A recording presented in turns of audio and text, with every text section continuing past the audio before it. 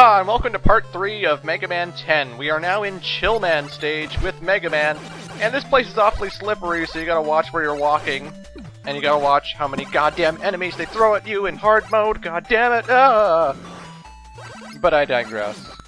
Chill Man is an Arctic natural observation robot. His primary job is to stop glacial melting caused by global warming. His hobby is photography. He takes pictures of magnificent natural wonders and posts them on the internet to make people aware of the importance of nature. Well, good for Chill Man. It's nice to know that he's a photographer. He doesn't have a camera in this game, so you wouldn't know this unless I read that bio just now. But, you know, the ice blocks here, if you smash them or shoot them twice, they shatter. You shoot it once, it cracks. You jump on it once, it cracks. And if you shoot it or jump on it again, it will shatter and break.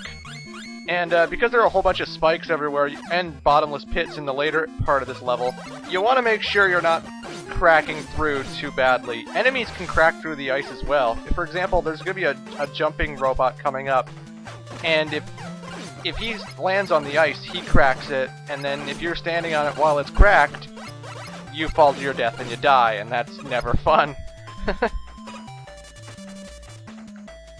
As for that, there's just a lot of crazy...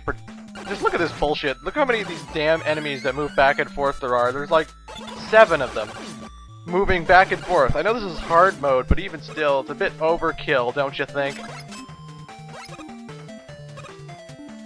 I gotta make sure I don't hit the walled guys, but I gotta hit the enemies too so I can get through without getting hit, and it's kind of tense. Makes me nervous. Certain special weapons can take out these ice chunks in like one hit. I know Solar Blaze will definitely do it.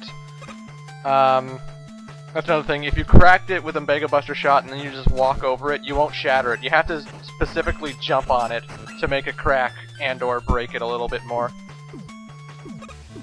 This place is usually filled with a lot more snowmen robots who shoot these projectiles that when they hit the ground, they go up, down, left, right, so you gotta watch out for that.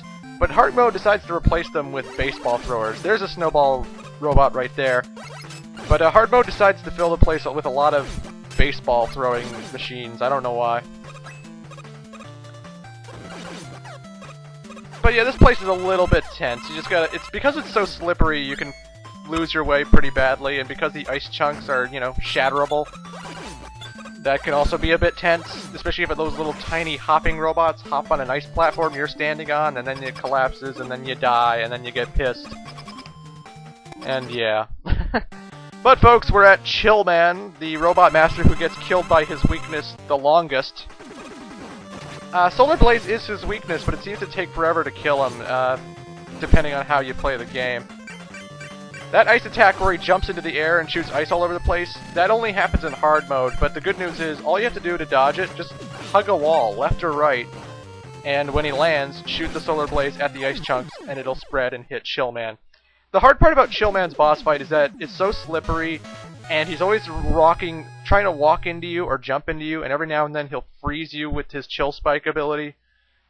And just because of the slipperiness and you don't know how he's going to react, if he's going to jump or walk into you, it can get a little bit hectic. By defeating Chill Man, we get Chill Spike, in which we create a floor of spikes for things to walk over, I guess, but it's kind of useless. I don't find it that great a special ability, but that's just me. And because we killed 4 Robot Masters, Mega Man gets Rush Jet. Proto Man gets Proto Jet right from the get-go, but Mega Man has to unlock Rush Jet by defeating 4 Robot Masters. Kind of annoying. Anyway, folks, this is the shop of the game. They brought back the shop just like it was in Mega Man 9. Everything's a lot cheaper than what it was in Mega Man 9. And also, you're going to notice there's no way to change Roll's costume. I know, you're deeply hurt, I'm sure. They've also added weapon tanks, which... Judging, you'd think from Mega Man 7 experience that the W tanks would fill every weapon energy, but in Mega Man 10 it only fills one specific weapon. Oh, well, goody, we have plot. Oh, it's you, Mega Man! Thanks to you, I was able to create a prototype cure! Once we have all the pieces to the machine, we can start mass-producing the medicine. I think everything's going to be okay. That's great news! I'll go back out there and get those missing pieces. Before you go, Mega Man, are you sure you're not suffering from any symptoms of Roboenza? No, I'm great. Use the medicine you have on those who really need it.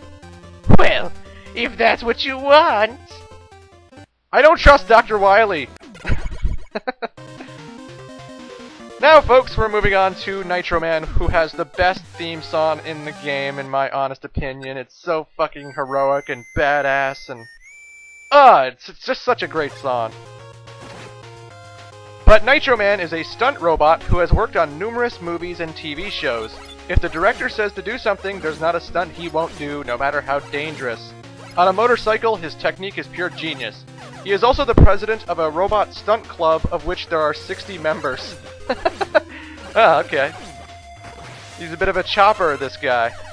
Kind of like Turbo Man in Mega Man 7, where there was that robot master who turned into a car. Nitro Man is half man, half motorcycle. It's kind of retarded, but, you know. Hey, you need a motorcycle robot. This level, especially when you're playing as Proto Man, who takes double damage, is very fucking hectic. You got lots of cars that you need to time. Like, you have to listen to the car honking sound, and then you have to time your jump so that you don't run into the car itself, and you want to jump on top of it so you don't get run into. And then there are other times where you want to jump on it as it's going the other direction. So, yeah. It takes a lot of timing with the Nitro Man stage. You gotta be precise with your platforming. One misstep can get you run the fuck over. Though one thing I don't show off in this LP, which I should have, I don't know why I didn't. If you have Chill Spike, you can actually freeze the truck if it touches it, or if you lay it on the ground so that the spikes are on the ground, it will run into the spikes and be destroyed. So you can actually use Chill Spike to protect yourself from the trucks, which is always swell.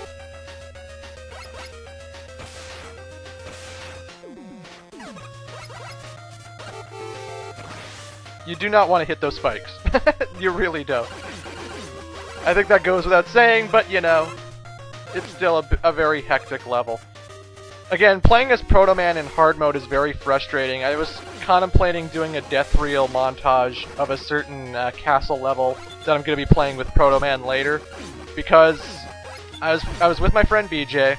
He was helping record this game for me, as you know, if you've been following my LPs at all.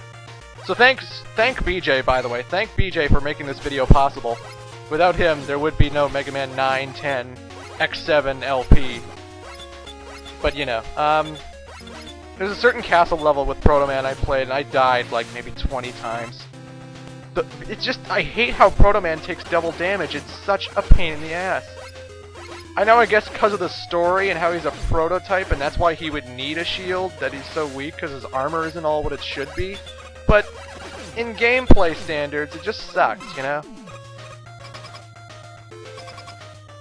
But anyway, we're at Nitro Man, who moves a lot faster in hard mode than he would in any other. That's why I keep getting hit. Not because I suck, because it's fucking hard. I think I didn't mention this when we fought Pump Man, but the way the special powers work is like cause and effect, you know? You can't just shoot Chill Spike on Nitro Man. You have to lay it on the ground so that he'll run into it, and then he'll get damaged more that way. You can actually freeze Nitro Man with Chill Spike, but it will only do 1 unit of damage if it hits him directly. You have to make sure he runs into it, that way it kills him best that way. It was the same thing with Pump Man. With Pump Man, you had to use the lightning wool to shock him. You couldn't just send the lightning wool onto him, you had to shock him. And that's different. That's a different thing about Mega Man 10. The special powers work a lot differently than they do in any other Mega Man game. Anyway, by defeating Nitro Man, we get Wheel Cutter. You shoot a wheel on the ground, it'll roll into enemies, but you can also use it.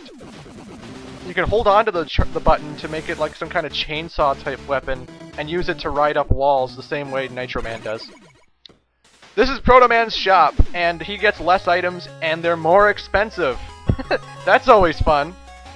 As you can see on the counter, that's Tango the Cat. Tango the Cat was only in Mega Man V, the 5th Mega Man game for the Game Boy, which I actually LP'd, and I showed off Tango in that particular game. But yeah, Tango made a cameo appearance in Mega Man 10.